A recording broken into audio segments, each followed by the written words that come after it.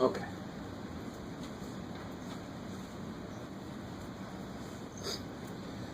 So, now that we know how to solve this whole new family of equations, so now we can solve equations that have squares in them, hell, even cubes in them if it's like a grouping problem. Now we can do, oh, you're going to love this. Now we can do word problems that end up like that. Let me think about it. No. I never hear that. Nobody's ever told me that.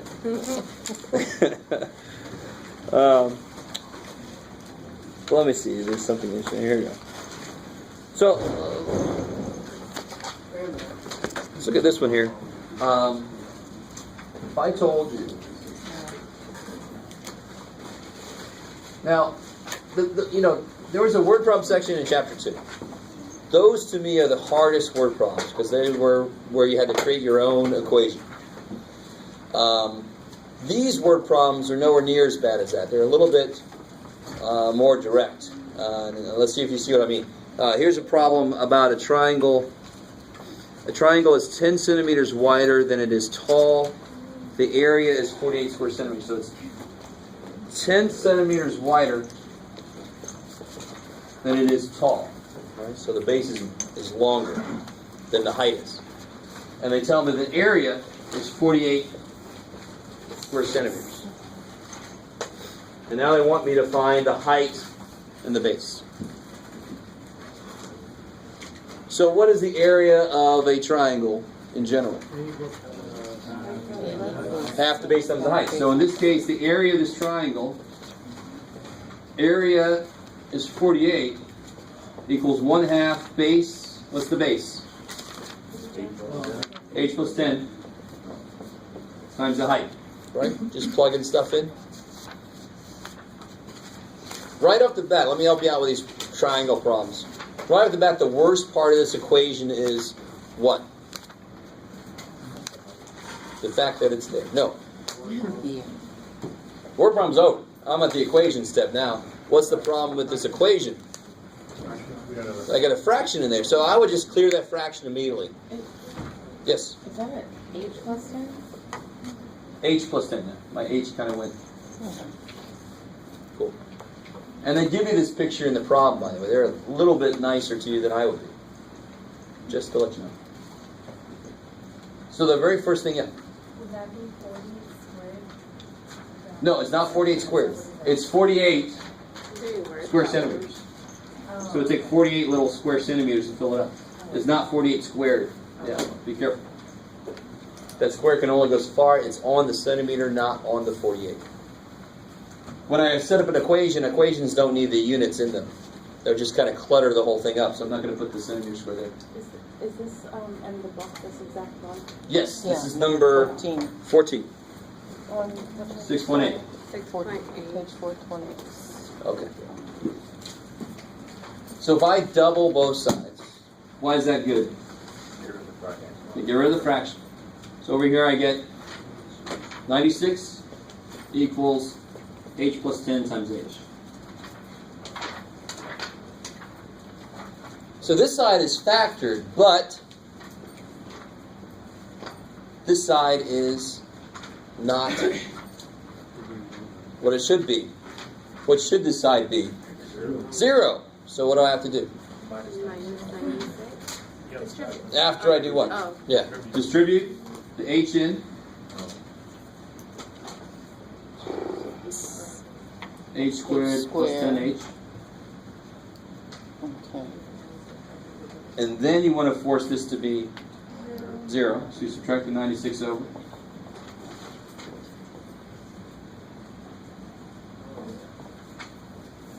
Doesn't that look that? We've done enough of this now. That should be the classic factoring problem, right? The trinomial. 96, maybe not the best number I could hope for there, but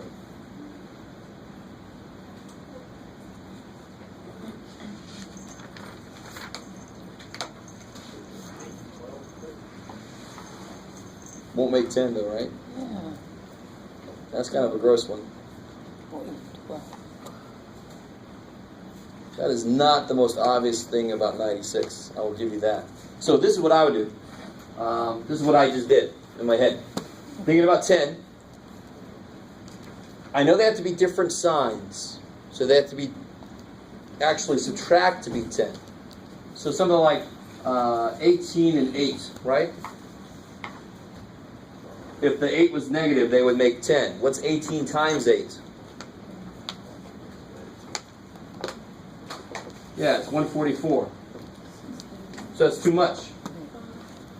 So 16 and 6, that would make 10. To make the 6 negative, and what's 16 times 6?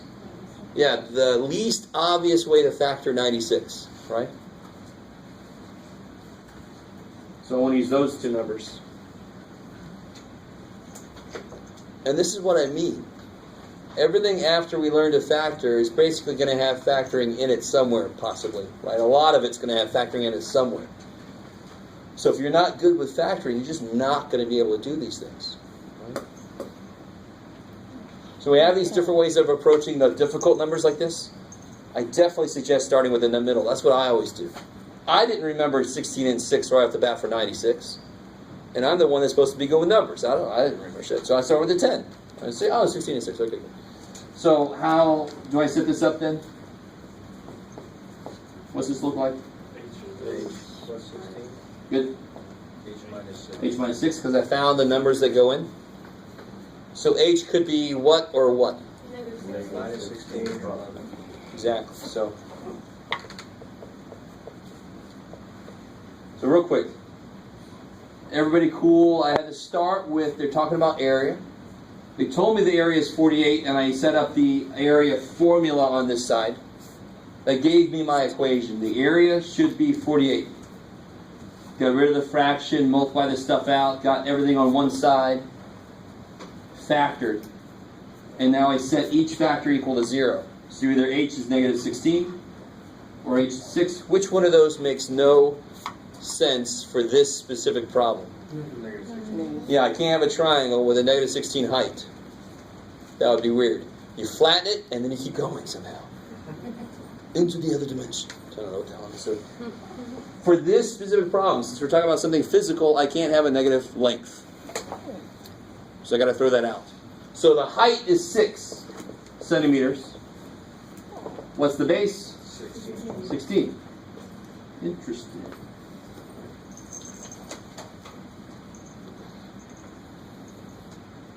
How are we doing?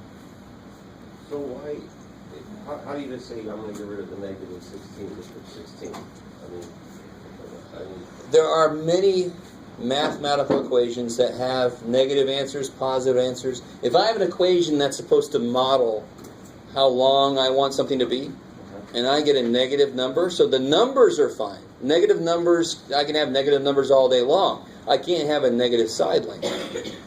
So math doesn't realize if I'm talking about profit, I can have negative profit, unfortunately, or if I'm talking about side lengths. So it just gives me all the answers. There you go, buddy.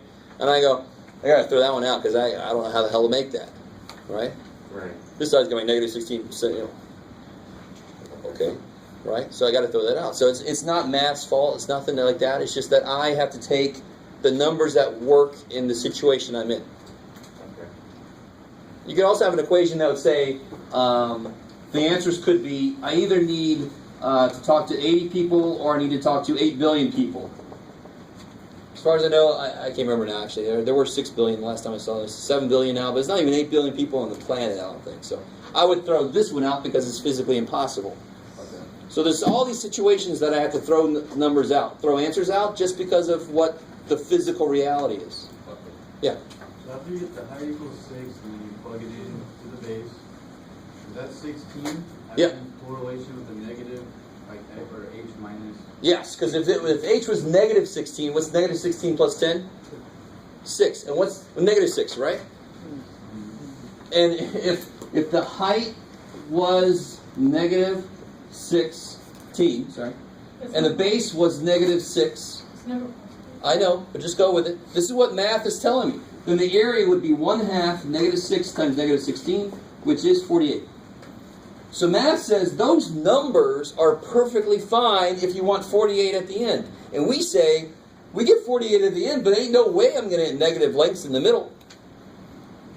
So that's why math says, here's an answer. It's perfectly fine. And we're like, well, no, I can't make that happen.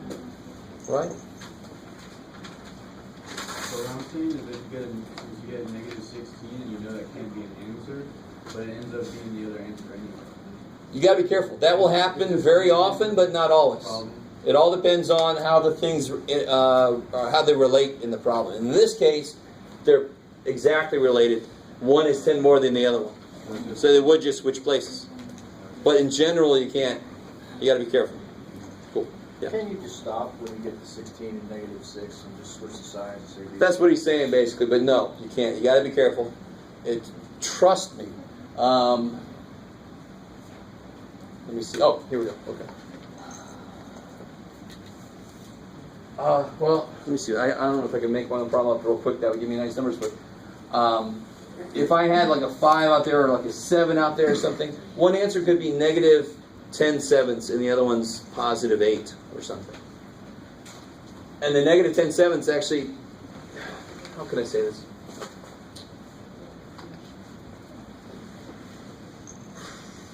Well, just sometimes, depending on how these things relate.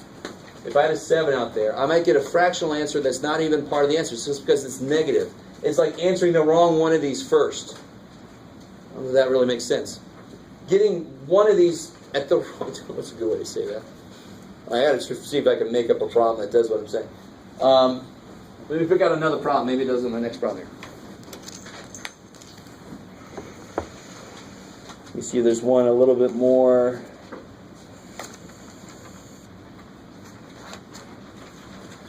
No.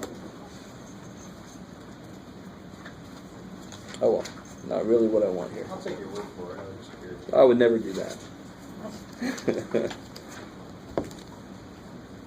But if I could just think of a problem, but it's not easy. You could get a fractional answer for one piece, but then there wouldn't be. I'm just going to give it. There's no way for me to explain it because it doesn't make any sense what I'm saying. So I get the H6 first, and this one's 16. But if I got the 16 for this and that's 6, it's getting the wrong thing first in a way. I mean, so if there was a 7 here, I might get a fractional answer when really I shouldn't get any fractional answer. The fraction is negative, but that shouldn't even be a part of the answer, right? Because all right, that's not very satisfactory, but it's not an easy thing to explain. Blah, blah, blah, blah. Oh, how about this here? How do these side lengths relate? I think we've done this before. Yeah, Pythagorean theorem. So if I tell you that, I want to make something more interesting. One leg is, well, maybe I should just make it sit. Nah. One leg is 2 more than twice the other leg. So these are the legs, A's and B's. Those are the legs. And they call them legs because it doesn't matter which one's which. C, the hypotenuse, is the important dude. And then I tell you the hypotenuse is, let's spell it right out here, is 13. Find the lengths of all the sides.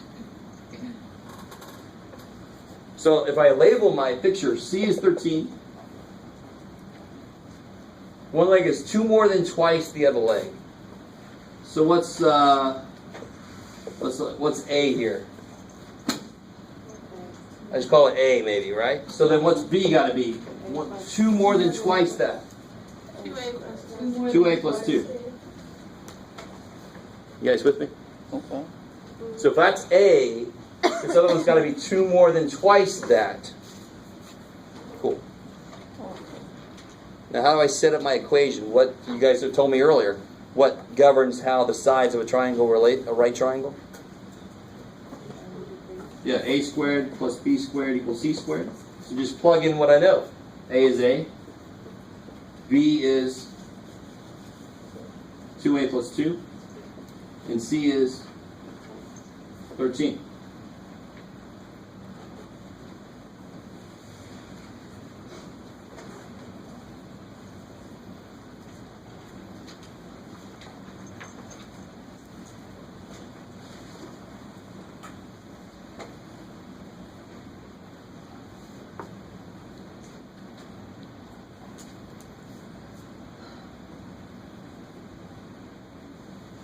It should come out nice. So then what do I want to start doing here? What's the first thing I want to do? Yeah, so how do I do that? I would look at two different spots. Where is the formula? Gotta be careful. It's not 4a squared plus 4. You gotta do like Will said, you gotta factor. You gotta FOIL the other way. So 2a plus 2 squared is 2a plus 2 times 2a plus 2. It's two of those things. So I always lose the middle term if I'm not careful. So if you FOIL that thing out, what do you get? 4a squared plus 4a, another 4a plus 4.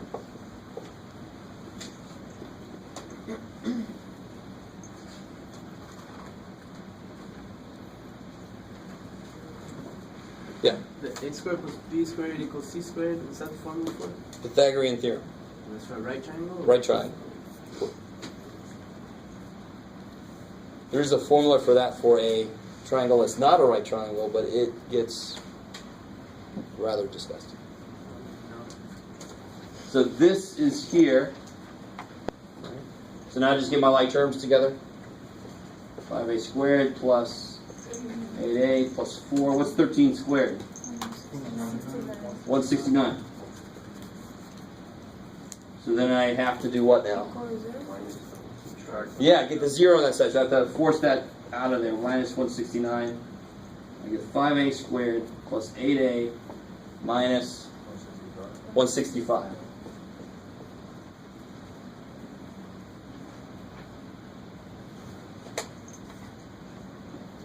Gruesome.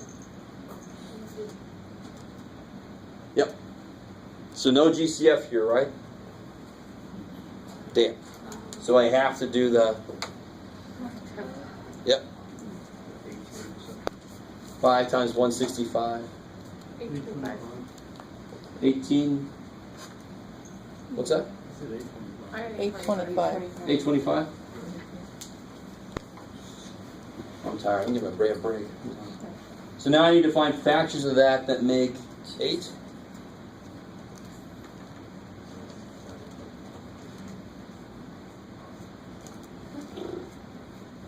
So again, I would start with making 8.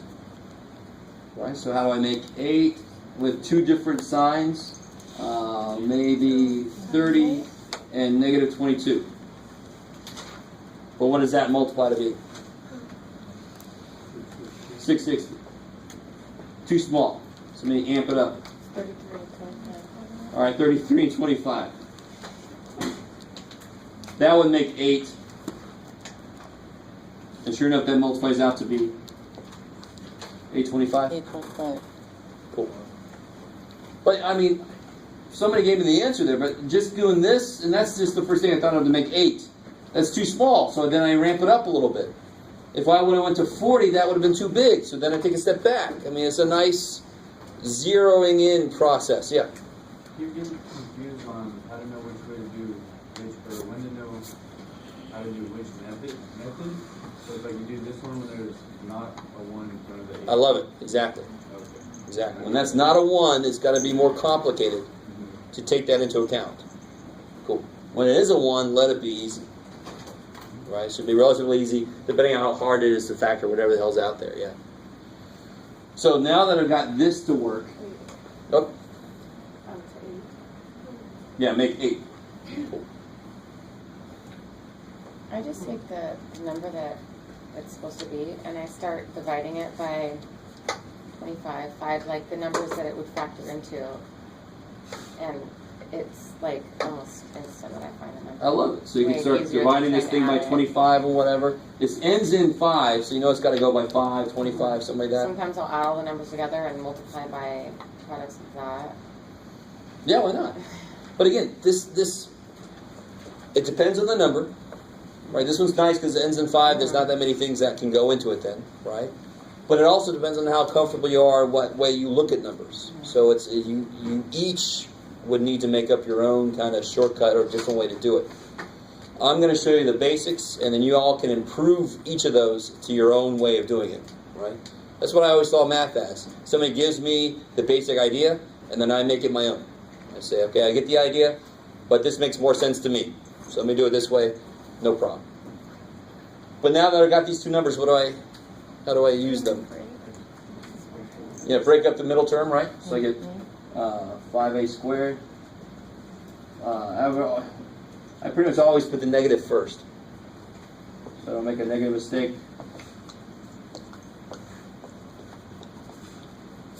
Now the beautiful thing about grouping is no matter how ugly the numbers look, it is easy. What comes out of here? 5a. I'm left with, careful, a minus 5. So I know I want an a to show up here, so I have to take out 33. I have to. And I would never really remember that 33 goes into 165. But it does. It goes in 5 times. But I knew to take a 33 out because I want there to be an a here, right? The next step on grouping is to make these things the same. So I take out what I need to.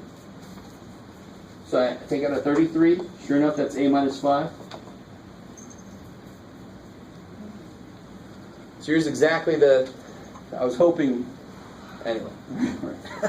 5a plus 33. So I adjusted a problem out of the book and made this happen. Thank you so much, Jeff. So what 2 things do I get? Let me bring this up here.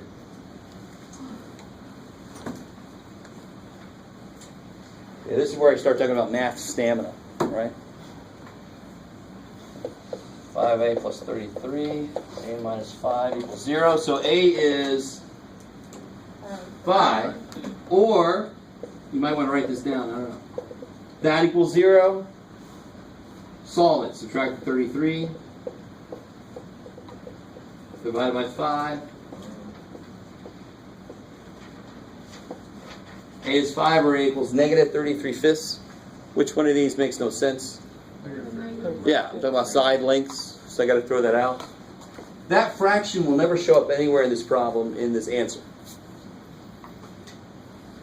So a is 5, and I just erased my original thing. So it was a, 2a plus 2, and 13. So a is 5.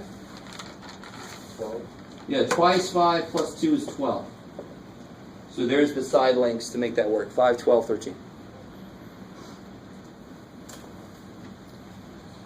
And that is nowhere in there. It was there because, I don't remember, I had this 2a plus 2, which ended up messing up my... And that gave the chance for a fraction to show up. That's not really a part of the answer. Yeah. The way I did it was 5a squared plus 33a minus 25a minus 165. I love it. Switch the middle term. I love it. So you got a times 5a plus 33 minus 5 times 5a plus 33, right? And then you got this at the end. Well, no, I set it up and then get that far there. Okay, you will get that far, yeah. Again, if you switch the middle terms, you get the same stuff, you just get them in different places. But that last step just puts it all in one line, so you get everything. It's the same, we match up at the end. Yeah. Can you explain again why a equals that? Oh. So either this is 0, or a minus 5 is 0, and I solve that, I just add 5. If a is 5, this is 0. Cool. It don't factor you that point, right? 5a plus 33. No, it doesn't factor anymore. So I just solved that equation. Yeah. So, in a thing like that with the hypotenuse and all that, Yeah. because my I think my biggest problem with those problems is I always put a squared plus b squared. Yeah. So I'll have the b in there, which kind of messes up my whole equation. Well, I had it in there too, at the beginning, but I just had to put in there what b was. B was this. Right, but when you first wrote it was a squared plus 2a plus 2. You know what I mean? No, actually, I started like this. And then a was a, b was 2a plus 2, c was 13. Okay. I just gotta So just replace it all there, yeah. So we know we're on the right track when we get one variable in the whole thing. There's only a in the whole thing. You're right, if there's two variables in there, Yeah, that's I right. can't really do that without more information, yeah. Okay. Some of you guys look so despondent. Wow, you're freaking me out. What am I doing? Okay. All right. So I don't know if you trust me and believe me, but try that out. Try that section out. Those word problems are not as bad as word problems can be.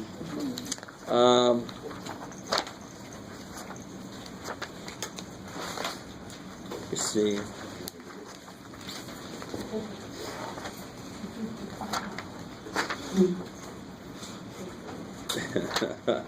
Anyway, all right. Yeah, they got the whole Pythagorean theorem in here in this section, so they got an example like that. They have a triangle example. They have beaucoup de samples, so you can see some more examples of that. And I only assigned like 3 through 15 here. I didn't assign too many because I'm not too worried about it. In 103, 110, you'll get a little deeper into all the different kinds of word problems. Yay! Is this stuff going to quiz tomorrow? No, never. Okay. So I don't know if, and there's only a week left. Is this on the quiz? Huh? Is this not on the quiz? Of course not. Why did you say of course not? Why would I forget? Because I never put something on the quiz the day after I first talked about it. Ever. You still need time to like. Yes. I'm not gonna argue. I don't know if you've ever noticed. The quiz basically always covers the stuff that would be due that day. So the homework that would be due tomorrow would be stuff that covers the factoring. I would go through through 6. Like 6, 5, right? Because we finished talking about cubes yesterday. So tomorrow, through that section is due. You always have until the day of the test, but that's how I figure out what's going to be on the quiz. I just figure out what homework would be due that day. Bam, that's the quiz. That's quiz stuff. Okay. So if you haven't figured it out by now, that's the way I operate. That thing, at least. I mean, that would be really evil to put this on the quiz tomorrow. We just talked about it today. Jesus. What's fresh in our memory? We just changed. I'm sure they're giving something new now, right? I'm not sure where the. Huh? Yeah, we just loud over what you thought you knew. What's that? Okay, let's look at chapter 10. Why not? Here we go. Okay. All right. So we're going to work through 10. I understood something. All right. It's not too bad. Oh, good. We'll learn about. Okay, good. We can do that. Where are we? So let me ask you this. Somebody help me out. I'll take a step back in time here. How do you reduce that? Yeah, good. So 8 is 4 times 2. 12 is 4 times 3. So, I mean, none of us would really necessarily do that. We sometimes do this for ourselves, right? But we wouldn't necessarily write it like that. But that's exactly what's going on when I reduce a fraction. You with me? All right, so what's going on, Jeff? So now, what if I had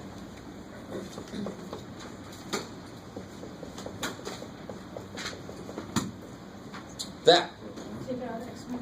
X minus 1. What about the x minus 1s? They cancel. The same way those 4s canceled, these x minus 1s can cancel. Now be careful. What's the answer? 1 over X. I love 1 it. over X. The x plus 1 is left alive on the bottom.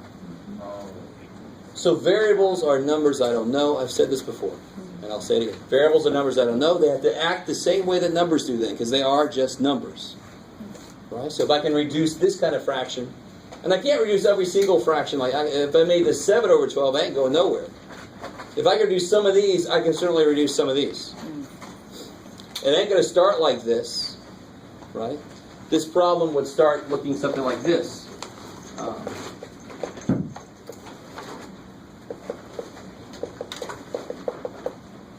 Yeah. And the biggest mistake, let me see if I can make a big point about this. The most wrong thing to do here, let me show you an example that shows you exactly why this is wrong. Can you reduce 5 over 8? No. Why not? Because 8 does not have a 5 in it, right? Okay. Even though 8 is 5 plus 3. Why can I not cross those 5s out? Because division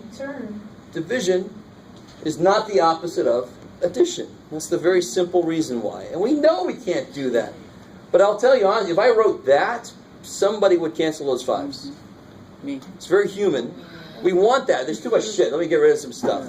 Those 5s, they want to cancel, Jeff. No, they don't. Division cannot cancel addition. So here, do not start saying, oh, the x squares go away. It already looks better. Right? And 9 over 18 is 1/2. And you can't. You cannot do that. You can only cancel when you have opposite operations. Which means I have to factor the top, factor the bottom, so I have multiplications, and then the division can eat that up. So how do you factor the top? Yeah, that's a little thank God problem. A little difference in squares. X and 3, plus minus. And what it works for the bottom? Yeah, x plus 6. X minus 3. And now what can legally cancel? Cancel The x minus 3. I love it. And then you stop. You don't 1/2. No. The x's don't go away. No.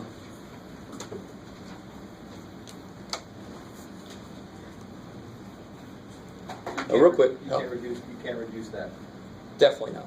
What's the top have in it? X plus 3. What's the bottom have in it? X plus 6. They don't share anything. The top does not have an x in it. The same way that 8 does not have a 5 in it. So when I say that, I mean multiplicatively. It's kind of inherent in that. So there's no x here, there's no x there. There's no 3 here, there's no 3 or 6 there. Right? So nothing cancels. Is it because of the addition, you just don't take that? Exactly. Division cannot cancel any part of that addition. So I can't say 3 over 6 is 1/2. I would somehow be using division to cancel part of an addition. I can't. Division cancels multiplication, not addition, right? It was 3x over 6x. Well, now you're making addition become. Oh, if it was. Yeah. Okay. If it was 3x over 6x, Then you put sweet. The x's die. 3 over 6 is 1/2. Then it's all multiplication on the top and bottom, so the divisions just starts eating everything up. I love it. Thank you. There are some pluses in that. I can't do anything. Now go with me for a second. I think I've done this. Well, maybe I haven't. I think I've completely forgotten to do this. But go with me for a second. I can make x any damn thing I want to, right? Almost anything, but we'll get there. If I made x 1, what number is on the top? 1 minus 9, right? Which is -8. What number is on the bottom? 1 plus 3 is 4. Minus 18, -14. Yeah. If x is 1, what's this guy? 4? 7. 7. How do we reduce -8, -14? So the negatives 7. cancel. Divide by 2. 4 7ths, right? So when you do this problem, you are reducing, I'm pretty sure I did this before, you're reducing an infinite number of fractions. Guess how many things could x be? An infinite number of things. You with me? So whatever x you make here, whatever value of x you plug in, you get a fraction that would reduce to this. Now I'm not saying it's going to be lowest terms, I just happen to make that lowest terms. But it's one way that that fraction could reduce. Maybe. I love it. So now the next level of that is, I keep saying almost. When you guys said I can plug in anything I want to, I kept saying almost. If you look at the bottom here, of course, So what's the only thing that can't happen in a fraction? What's the only thing that can't happen in a fraction? 0 on the bottom. What would make this bottom 0? Yes. What would make it 0? If x was 3 or negative 6. So x can't be 3 or negative 6. Those values would make this thing undefined. You with me? Wait, where did you get 3? I see 6. Where's the 3? 3 minus 3. Yeah, 3 minus 3 would make that 0, right? Now you worry about the fact that it canceled? Oh, 0 times x plus 6. Yeah. Yeah, okay. So whatever, if I make one of these 0, I don't care what the other dude is. The whole thing is 0. Okay. Now, these canceled, but you can only cancel these if they're not 0. If I had 0 times something over 0 times something, that thing is screwed. I can't just cancel the zeros out and go, who I saved? No.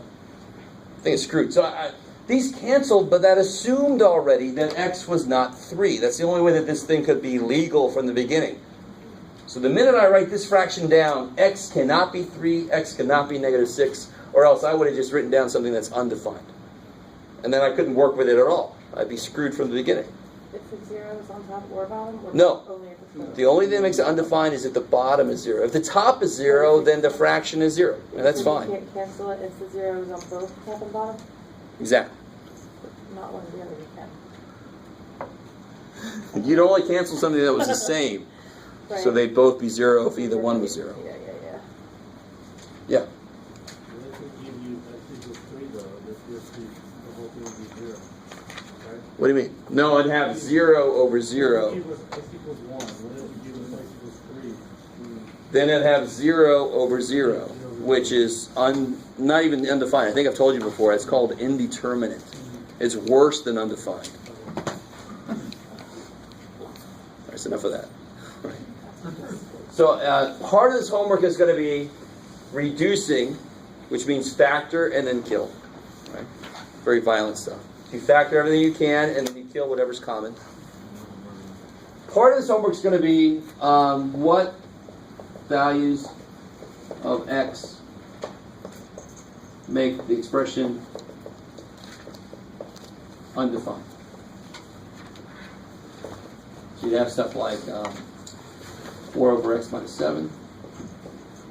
And you have 3x minus 1 over.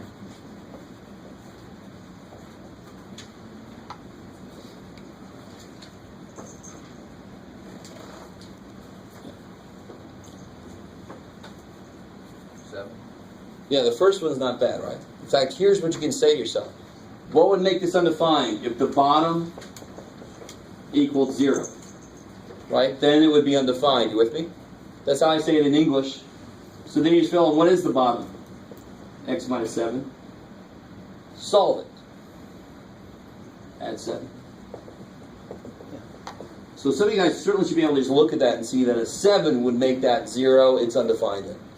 Or you can set the bottom equal to 0, solve it, you see what's going to make it undefined. That looks more like some kind of Chinese symbol, I don't know. So what about this guy? This guy is nowhere near as easy as this guy. I could see him already. He's only got one piece to him. He's easy. This thing has got 2 parts to it I don't see yet. I got to pull them out. I got to factor this thing, right? You guys kind of with me here? When they ask you what values would make this undefined, the bottom being 0 would make it undefined. So you set the bottom equal to 0 and you find out where those things are. So what would make this bottom equal 0? Well, we just talked about how to solve that kind of equation, right? So you don't put The top can be whatever the hell it wants to be, right? If the top is 0, the fraction is 0. So the top doesn't mess me up. The bottom being 0, I can't divide by 0. So how do I factor that? negative 1. I like negative 11, negative 10. So it's 11. Yeah, so x 11, or 10. Either one of those values would make this undefined.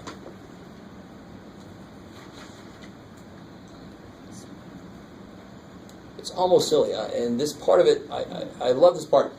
You want to know where the bottom would be 0. So you set it equal to 0 to force it to tell you where that would happen. You set it equal to 0, and it tells you where that would actually happen. You say, okay, those values I can't use. Is there a difference between division to multiplication, setting for 0 to find the y-coordinate value and the x-coordinate value? Because that's what we're looking for, is that line that was, isn't it, on the graph, would be from it would be from 11 to 10, right? That's part of the background of what's going on here. Yeah. This thing would look like a parabola, and it would hit at 11 and 10. Going that way as opposed to going this way. Yeah, but we're not There you go. talking about that kind of thing yet. Yeah. Yeah. That's the broader way of looking at what we just did. Or this equation would be a parabola if I graphed it. Yeah. So anything I do with that equation, anything I see about that equation, will relate to something about the visual on that equation. Yeah. But we're not talking about that yet. Yeah. You're okay though. I mean, that's perfect. But that's not part of what we're doing yet. Okay. So, I mean, the really funny thing here is again, the worse you are at factoring, the more impossible this becomes, because the first step in these problems is factoring, right? So if you're not good at factoring, you're going to falter on that first step. So I keep trying to get you motivated. If you are having a lot of trouble with factoring, come see me, go to a tutor, do something. You've got to get that down. And that's normally what kills most people in future math. That sounds neat, but in future math courses, is they die on the factoring step. Always. The factoring is always what kind of kills people, because it shows up in a lot more places than you might think right now. This whole factoring idea. What's up? Okay. There. I can erase this. Yeah. This whole thing.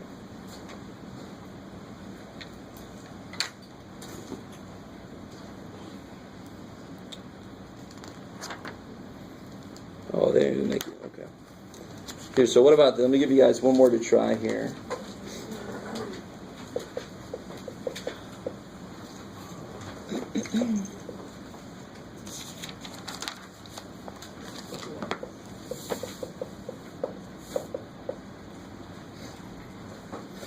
So simplify that.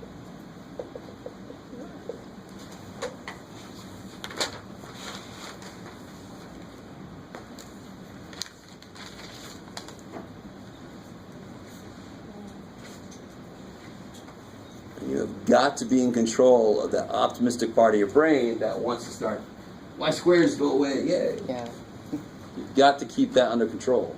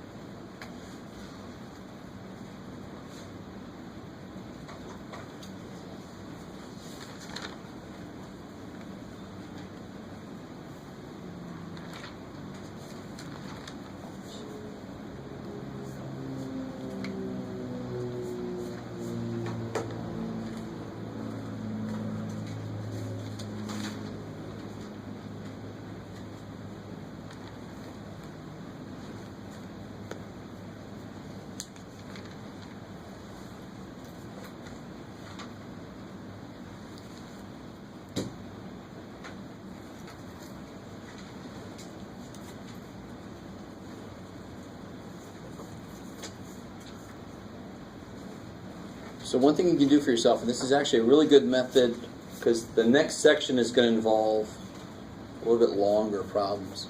So what you can do is kind of break this up into two parts. You can say, let me look at the top first. Let me just factor that. How do you factor that y squared plus 6y? Take a y out.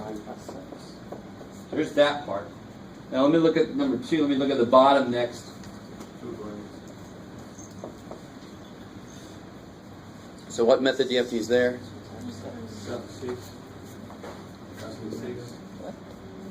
How do you mean? Yeah, I can't cancel the 6's. Yeah, I have to factor each piece. So I make it all multiplication, so then the division can do its job. So I've got to take this and break it up. So 2 times 6 factors 12 to make 13. 12 and 1. They're offset by 1, so it's got to be 12 and 1. Rewrite the middle.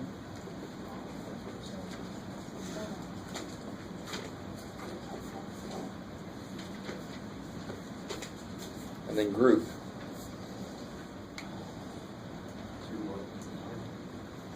Yeah, take a 2y out. Y plus 6. I can only take out a 1.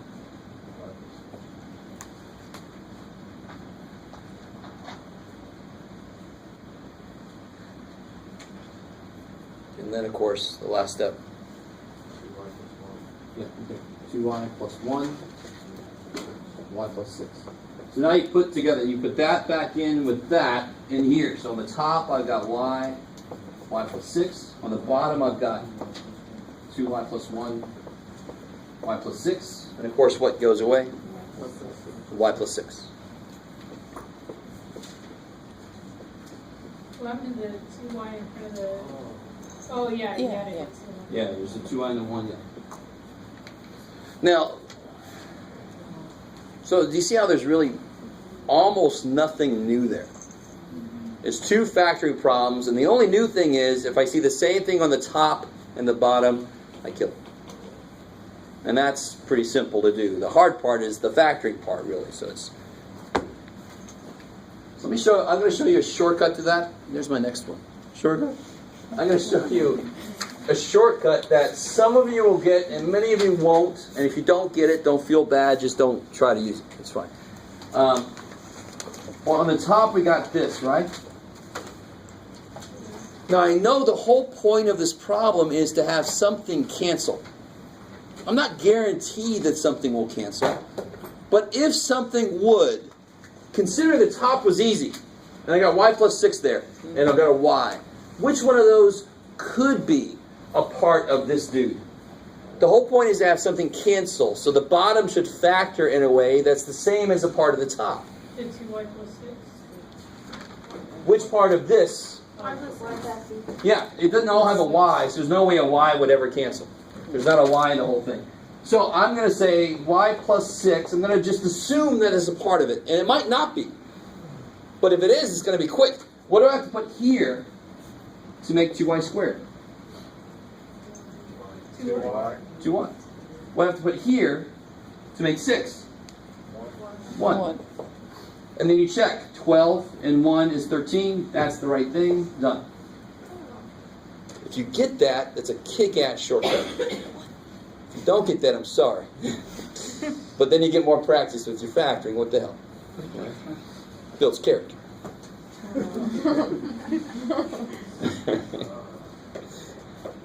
It's a really cool shortcut, but it's one of those that it's like you feel like I'm cheating when I do it, and you're like, well, you're the master, you can do it. Anybody could do this. I'm totally allowed. What the hell, why not? Of course I can.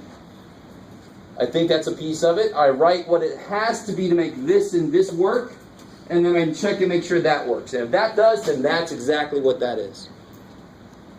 It kind of makes sense. I know I'm going to have something that's common that will cancel more than likely. Very few of these problems will be like nothing cancels. So I take a part of it and say, let me check and see if that is cool. It's a lot quicker than that surefire method, right? Okay, maybe. That is perfect. That's exactly what I'm all about. Understanding things well enough that you can do things quicker. So the last thing we'll do today. It's your favorite phrase.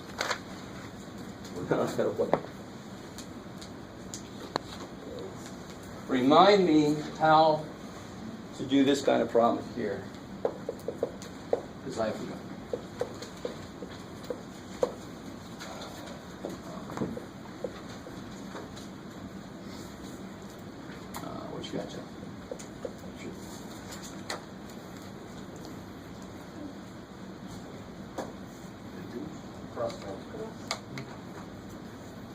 Cross, reduce.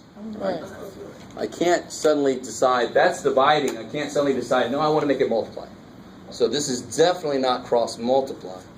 But since the top is multiplying, the bottom is dividing, I can start reducing on the top and the bottom. Anything on the top will multiply. Right. So if I have 2/5 times 3/7, what do I get? I get 6 divided by 35. So these were on the bottom, they end up dividing my thing. These are on the top, they end up multiplying up there, right? So that's why I can cancel something on the bottom with something on the top. Because they are opposite operations. Bottom means it's dividing, top means it's multiplying. That's why they cancel. That's why I can do this thing. Is that cool? Okay. So here, what would I do? What goes into both of those? 1, 3, 1. Yeah, this will be 1 and 3. Cool.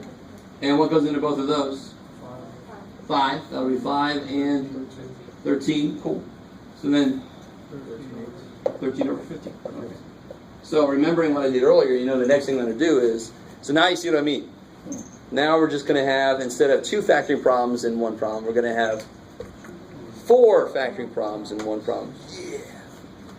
And then 6 and then 8. No. Is this section 7 too? Yeah. Yeah. I like to sneak into a section without telling. Because it's the same problem. It's just like, it's still the same problem. You factor everything you can, reduce whatever's on the top and the bottom, right? Whatever's common. So, this will be the last problem I ask you to do today. So I gotta make it good.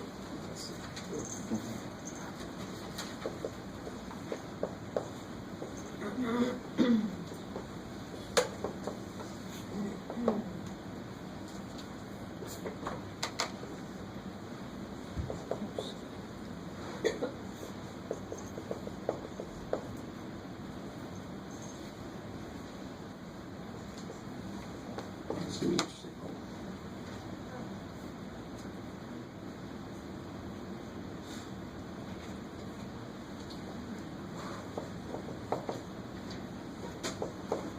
It should work.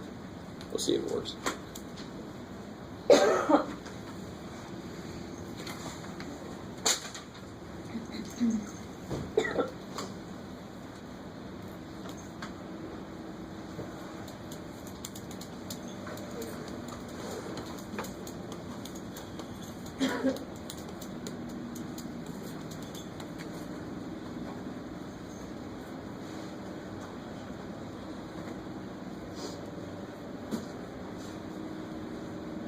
So again, if you want to, you can start to kind of like break these off. It makes it a little bit easier to keep track of what the hell's going on. You look at the first thing here and you do it. Look at the second thing here and you do it. And then you put them together at the end and you start killing them. Because it's really difficult to rewrite the whole thing and keep track of something and what's where and so forth. Look at it as the 4 separate factoring problem it really is. So do them one at a time.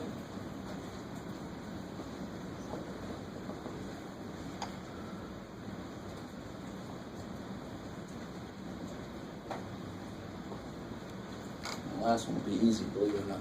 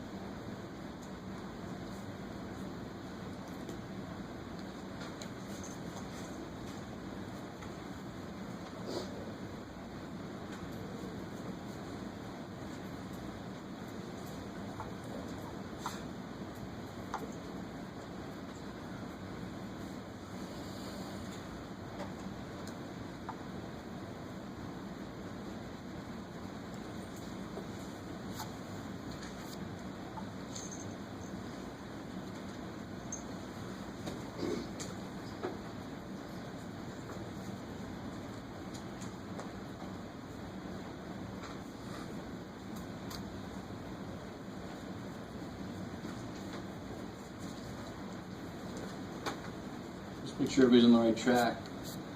For this one right